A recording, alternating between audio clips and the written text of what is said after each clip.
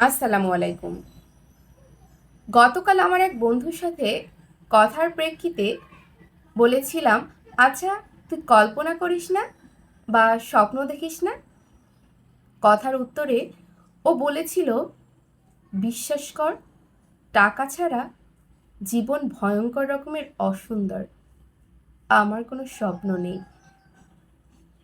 টাকা ছাড়া ভালোবাসা দেখানো যায় না, আন্তরিকতা প্রকাশ করা যায় না, সম্পর্ক টিকিয়ে রাখা যায় না।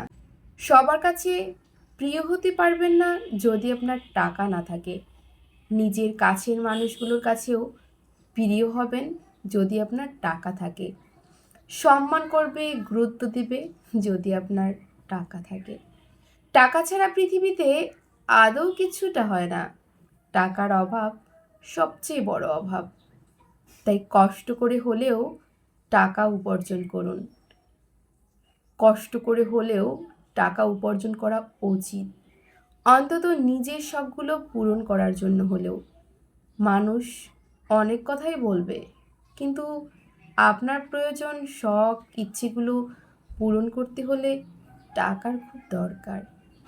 সময় থাকতে সময়ের গুরুত্ব দিন। নিজের সুন্দর একটা পথ তৈরি করুন। দেখবেন আপনারও স্বপ্ন হবে, আপনারও সুন্দর সুন্দর কল্পনা করতে ইচ্ছে করবে। বর্তমান সময়ের জন্য টাকা কতটা যে গুরুত্বপূর্ণ, আমার মনে হয় প্রত্যেকটা মানুষই তার স্থান থেকে খুব ভালো করেই উপলব্ধি করে। ধন্যবাদ সবাইকে।